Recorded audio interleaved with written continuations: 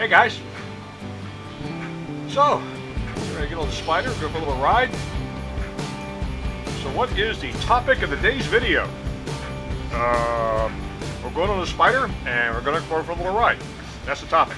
And why is that even remotely different? Well, it's middle of January and the temperature today is just to go pro. About 60, 65 degrees. And a major cold front's coming through in a couple of hours. Temperature tomorrow, the high is going to be in the 20s. Welcome to the East Coast. So I'm not fired the Spyder up in about 2 weeks. Let's make sure she works.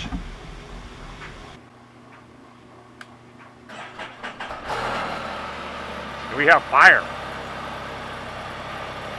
right, park brake off.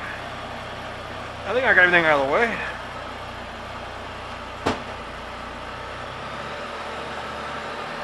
I suspect we will not be the only motorcycle out today, because the weather's so mild.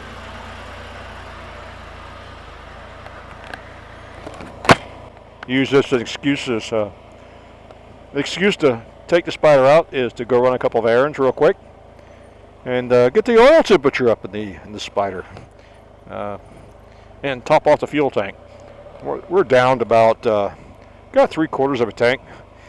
But I have a thing about machines that you don't use regularly that burn gasoline. I like to keep the gas tank full. The reason being, we're in a rather humid climate, and you can get water vapor inside your fuel tank. And I have learned that water does not burn very well. Typically, if you see somebody who's getting a lawnmower out of the storage shed for the first time in the season, they have a heck of a time getting it lit to run. It's because they don't understand that they probably have a carburetor and a fuel line in the bottom of their fuel tank full of water. Water is heavier than gas. It settles at the bottom, and that's what the pickup is. And it just feels so good to get outside and get some air. Our area, the climate in our area is very unique because of its proximity to the ocean, and where the air masses meet, the northern hemisphere air mass, the southern hemisphere air mass, not southern hemisphere, but the southern latitudes air mass, and so it causes very unpredictable weather here. So we get extremes, cold and snow, and warm, mild temperatures, and so when we get those mild temperatures, got to take advantage of them. Also, it's good to get the battery charged. Of course, I have a battery charger for the off season, but nothing like letting the alternator do it for us. Got some tunes going today. Got some Jimmy Buffett on I have an app on my phone for my Sirius XM satellite radio that I can listen to it on my phone, so I can run Jimmy Buffett's channel through my helmet. Makes me want to go out and have a Corona today. We'll see. I asked Miriam if she wanted to come along with me, but after her knee surgery, she said she doesn't feel comfortable with being on the Spyder right now. Just walking through the RV show we went to recently, it was a chore. I even offered, which was a bad idea, to push her around in a wheelchair. We get a wheelchair and I push her around, and I just get this death stare. She's like me, she's a very strong-willed person. So about that motorhome idea we were talking about, we're still years away from that. We sort of like the idea of downsizing, turning the house into a rental property. Buying a motorhome, paying cash for it, so we have no overhead there, and hitting the road for a while. Need to work up to that to make sure it's something we really want to do. And when we say hit the road for a while, we're talking if we put the house up for rent, it'd be at least a year, but I think we would work up to it and do a couple of month-long trips first. But we're still a couple years out. Miriam's got a few more years before she retires, so The Spyder is still going to be our primary mode of transportation, and our strategy is to get an enclosed trailer to put the Spyder in as our get-around vehicle, so we would actually go somewhere, set up camp for a period of time, 5 or 6 days, 2 weeks, whatever, and then use the Spyder for transportation. And since it'll be an enclosed trailer, I'll have a miniature garage, which appeals to me. That's one of the reasons, in our thoughts about downsizing is, we have friends who've recently bought condos on the beach.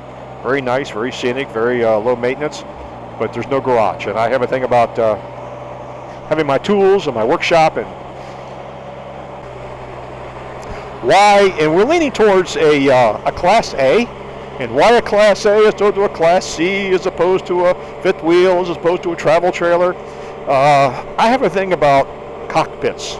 I like the idea that I'm living in the vehicle that has the cockpit. Just a weird sense of comfort that I get. So the Class A has the bigger windshield. It has more scenery. Yeah, the Class C is easier to drive. And may have some easier maintenance issues, but I think we're leaning towards the Class A. Oh, so I watched a video yesterday on YouTube. I like to prowl YouTube along with everybody else. That's what got me interested in YouTube. A gentleman that's owned a Spyder, picked it up in 2015, new. He talked about his operational costs since he's owned it. He's put 50,000 miles on his Spyder since new, and how much it's cost him. Now, he did have a major engine issue, which is extremely rare, but it was a warranty item, so BRP picked up the tab. But his total out-of-pocket expenses for the 50,000 miles that he has put on his Spyder since 2015 was about $1,800, and that includes preventative maintenance, tires, oil changes, things of that nature. So that's not bad. I think that boils down to about 4 or 5 cents a mile.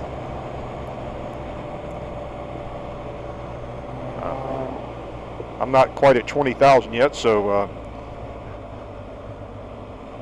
I like to see how far we can go on the Spyder. Not distance-wise, but how many miles you can actually put on it.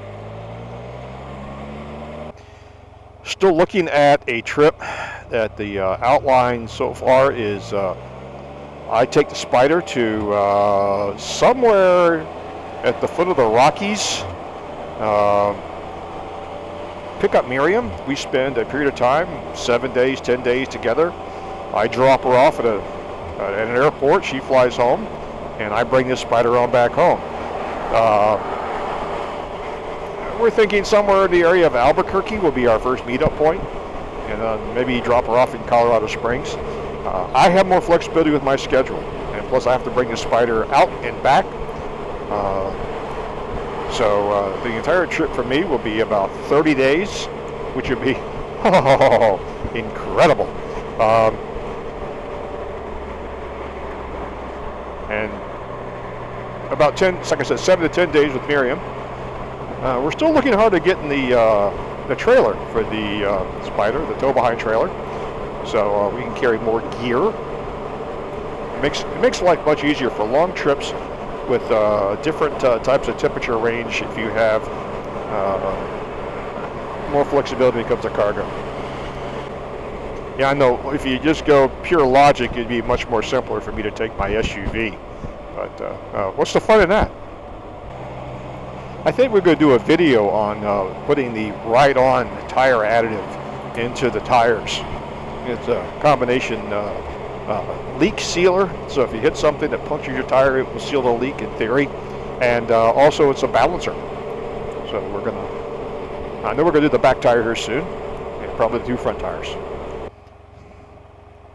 One of the other things that's also on my mind is the battery. The battery is the original battery, 5 years old. I keep it, it's a sealed battery, so there's no real maintenance to it except keeping the posts clean, keeping it charged. Contacted the manufacturer, spoke with them, actually got a chance to speak in person to one of the techs who gave me the voltage specs for the battery, and as long as it's holding the charge, and to the recommended specifications, the battery's good. I just don't want to get out somewhere and find out that it dies on me, because a motorcycle battery is not something you can actually just pick up at an auto parts store. So that could put the kink in a trip.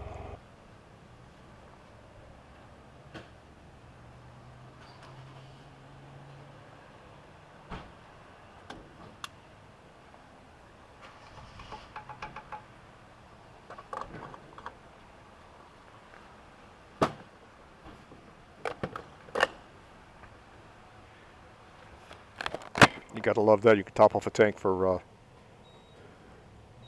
$6.41 at premium.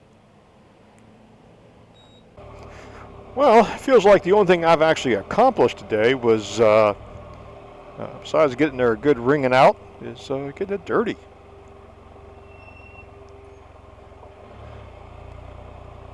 Well, and that cold front should be coming through in a few hours, so it'll make things interesting. Meanwhile, I'll enjoy the warm weather while we got it.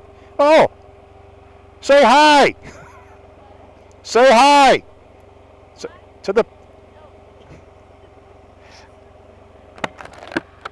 Well, guys, that's about it. Today's video was about nothing.